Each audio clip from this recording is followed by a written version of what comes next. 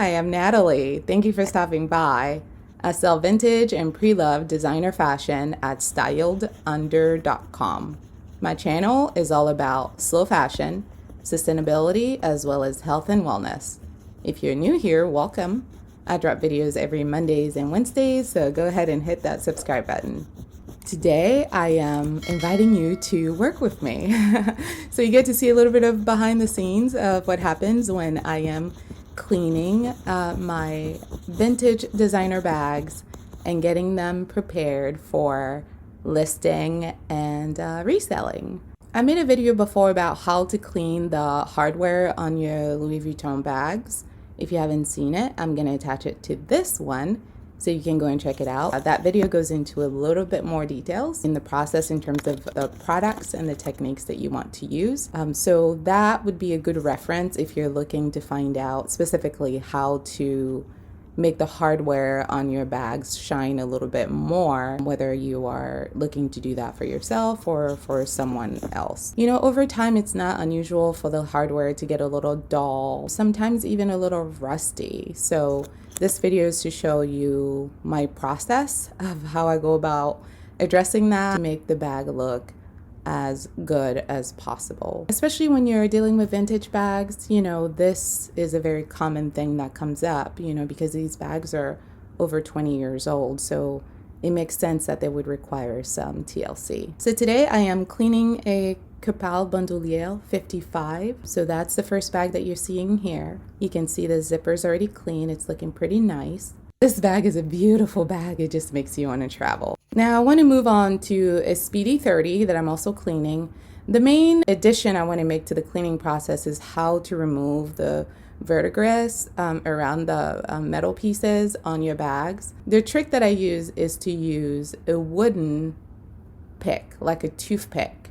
Something that is small, wood based, that's not too harsh. You don't want to go metal because you don't want to scrape up that leather, that you can just wet just to soften the tip a little bit and then circle it to remove the verdigris. I recommend doing that before you add the product to the hardware to make it shine. And if you don't know what products I'm talking about, that would be referenced in that other video that I mentioned at the beginning. My first step is to remove the verdigris, then add the product, buff up the metal. Once the metal is buffed up, then I will go ahead and add the conditioner. We're going to do that for all 4 pieces, and it looks so much better. You know, it takes very little effort, but I think attention to those little parts of the process are important. You know, the details are important. For me, it's important to me that whoever purchases an item from me feels good about it when they receive it.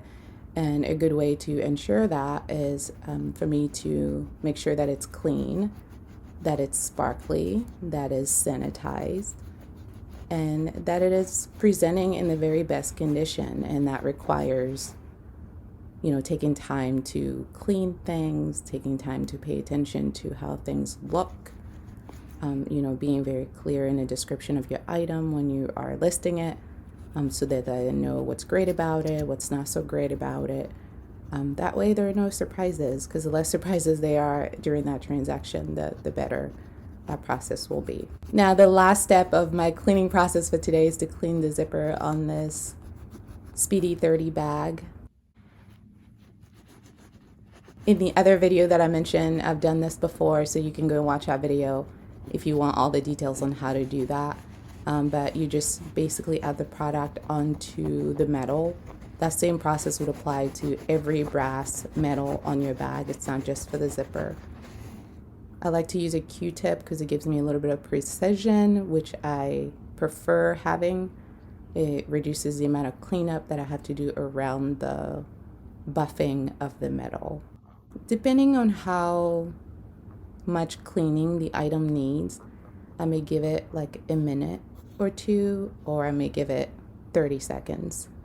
It really depends on what you're working with. So a lot of these guidelines are just specific to what's actually happening to the item that is in your hands. It's up to you to kind of get a feel for it.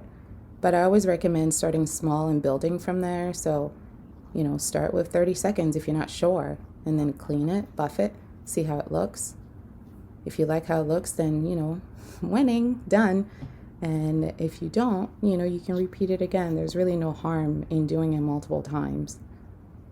But it's always better to start small so you don't overdo it and then have to kind of backtrack. That's always harder. I think trying to undo is a lot harder than doing it right the first time. Or even not doing it right the first time and doing it again so that it's right the second time. That's a better approach for me. All right, so as you can see, there isn't much to it in terms of cleaning the hardware and making sure that the item is looking as good as possible before sending it out to my customers.